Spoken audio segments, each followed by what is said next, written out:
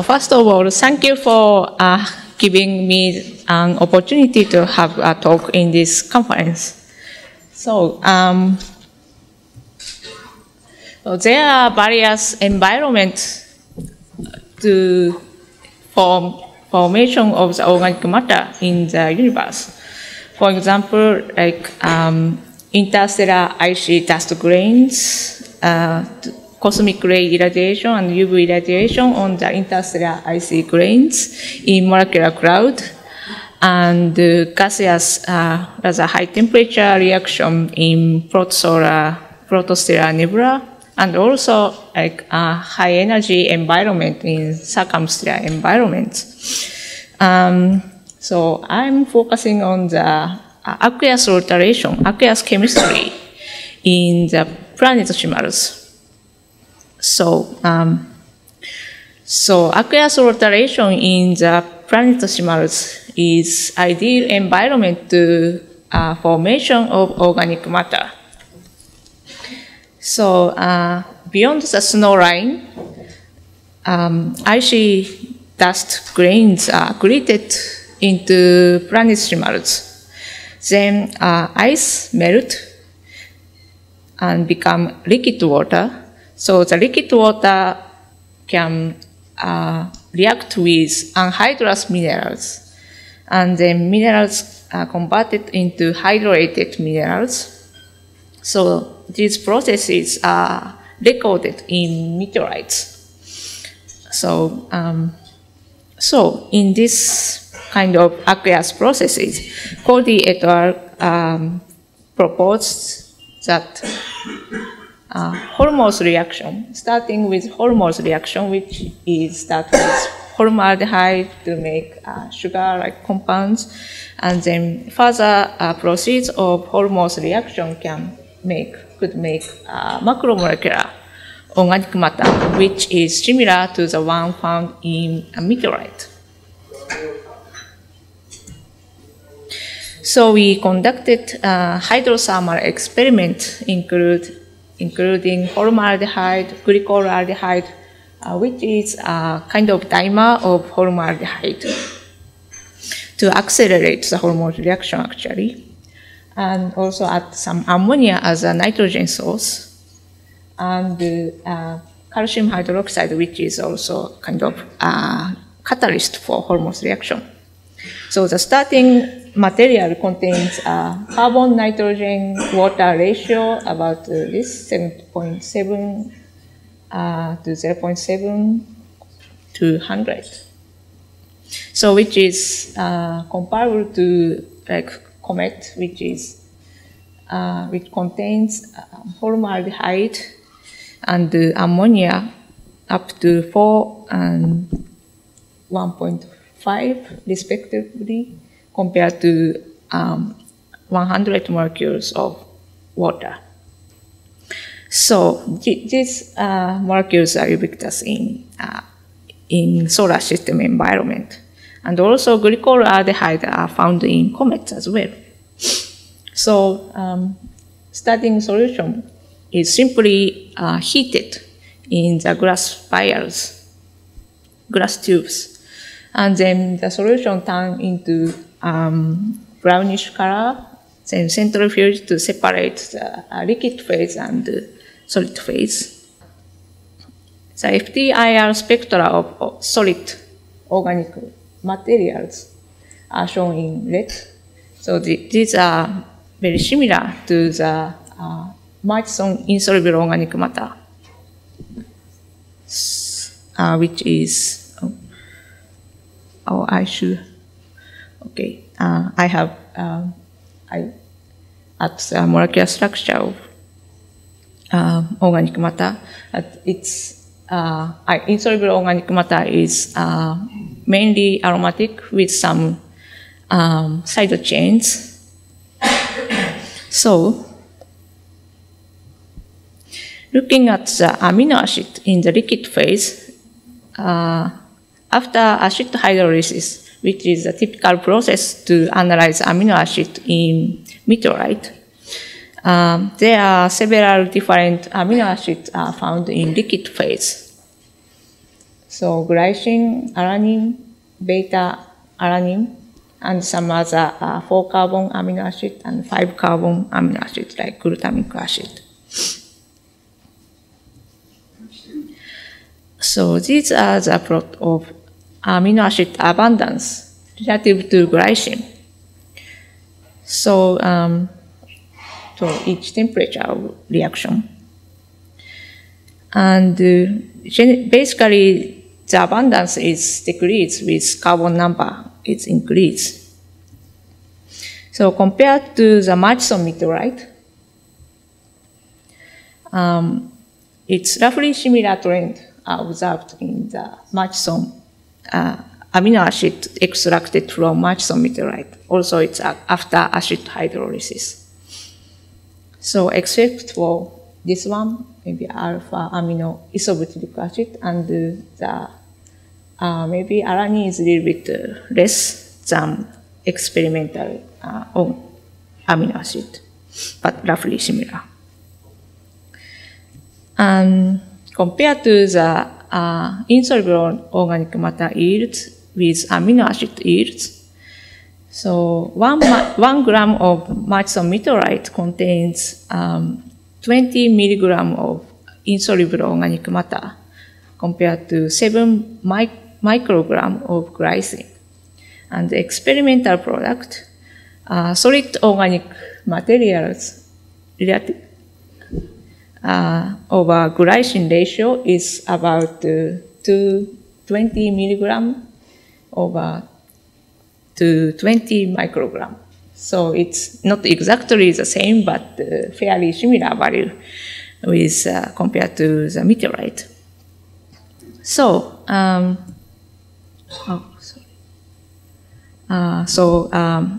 this kind of organic matter synthesis could occur in the parent body of meteorite. And so we did experimental simulation using glycoaldehyde and calcium hydroxide, and for accelerate the hormone reaction in the original sense. But calcium hydroxide is not so realistic in the presence of in meteorite parent body. So we are starting with the experiment without calcium hydroxide and also glycolaldehyde. Even glycolaldehyde are found in interstellar and comet, but not so abundant. So we did only we did the experiment only with formaldehyde and ammonia with water. So you still have some amino acid, but seems taking more time to produce amino acid. And also glycine is dominated in the product compared to some other alanine or beta-alanine. So maybe glycolaldehyde is important to form variations in amino acid. But still, you can make some amino acid only with formaldehyde ammonia. Okay, so looking at a little bit different solar system body, such as Ceres, which is dwarf planet. Recently, observations show like organic matter and ammoniated phyllosilicate on the surface of Ceres.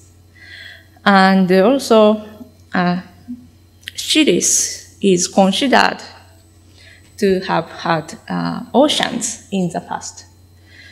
Now it's freezing, probably. And so this kind of ocean is also ideal environment to produce such insoluble organic matter and amino acids, maybe. So we did there is some possible samples from series. These are halite crystals and dark crust in some ordinary chondrites, such as Zhang meteorite and Monaghan's meteorite.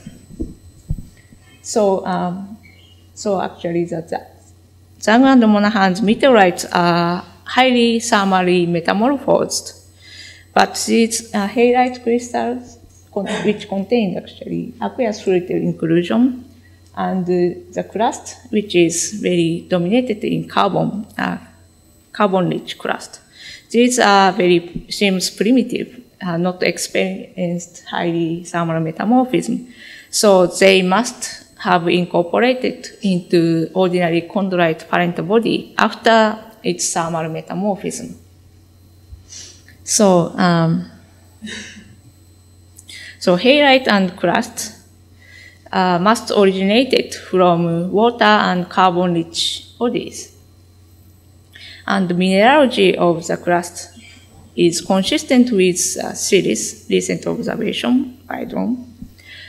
And series have crossing orbit with Hebe, which is considered as a parent body of some ordinary chondrite, H ordinary chondrite. So, it is a possible scenario to bring some stuff from series to ordinary chondrite parent body. So some cryovolcanoes or impact can eject some materials from series, and some of these could deliver to Hebe. And they mixed with parent body of Hebe, and then after that, some of these are delivered to the Earth as meteorite by impact, probably. So one of my colleagues did amino acid analysis in halite crystals. And compared to the Zhang matrix, Zhang meteorite matrix, it is a different concentration of each amino acid. So the amino acid in halite must be different origin compared to Zhang matrix. And halite, amino acid in halite are dominated in gamma aminobutyric acid and epsilon amino caproic acid. They are straight chain amino acid. So straight chain amino acids are typically stable at high temperature compared to other alpha or alpha amino acid. So our previous experiments show that a hydrothermal experiment shows that a gamma aminobutyric acid over glycine ratio increase with temperature. And also thermodynamical stability shows that a gamma aminobutyric acid is stable than other amino acid. So actually, aminocaproic acid is a little bit less stable than beta-alanine, so maybe not simple. It's not simple, but in general, straight chain amino acids are stable at higher temperatures. So it seems that amino acid in the halite formed at the higher temperature compared to typical carbonaceous chondrites such as Murchison meteorites. We also analyzed residual grains in halite, which is collected after dissolving the halite crystal with very small amount of water. So these small grains are kept in the halite crystals. So we did the STXM-XANES analysis of one of these residual grains. STXM-XANES, which is scanning transmission X-ray microscopy combined with X-ray absorption near edge structure spectroscopy. So this is carbon map obtained by STXM. We made FIB thin sections from the halite residual grains. And the actual sample is in this area. And you will see some carbon-rich region. This is a carbon spectra of this carbon-rich region. So compared to the Murchison insoluble organic matter, so it's somewhat similar to Murchison insoluble organic matter in terms of peak positions, but it's dominated in halite residual grains, dominated in aromatic and carbonyls. So the halite residual grains, organic matter in residual grains should have produced in higher temperature and oxygen-rich environment compared to primitive meteorites such as Murchison meteorite. Okay, we also analyzed another potential sample from series, which is crust in Zag meteorite, dark crust in here. So this is a SEM image of Zag crust. So it is dominated in saponite and serpentine carbonate and so on, and the mineralogy indicates the high level of aqueous alteration. And also, they are often contain large organic aggregates. So it is kind of unusual you don't see this kind of thing in Murchison meteorite. Okay. So we also did a STXM-XANES analysis of that crust. This is a carbon-oxygen ion map. Carbon shown in red, which is mostly organic matter, and oxygen is in green, mostly came from silicate, and the iron is probably mostly due to sulfide. And these are the same region, but it's peak intensity map. Red is aromatic, and green is carbonate. Blue is just background. So you see the vein-like organic matter, and which indicates the aqueous activity and precipitated with fluid flow. So the carbon-XANES spectra shows a similar structure with experimental produced organic matter by hydrothermal experiments, except carbonates. So this is also seems produced in aqueous activity and precipitated the organic matter, probably with carbonate as well. Okay, in summary, amino acid and IOM-like organic solid can be produced by hydrothermal experiments from ammonia and formaldehyde. And it indicates that possible organic matter formation during aqueous alteration in asteroids, as well as series, water-rich body-like series. And we analyze possible samples from series, which is halite and crust in some ordinary chondrites. The halite contain organic-rich grains and amino acid as well. And crust also show vein-like organic structure.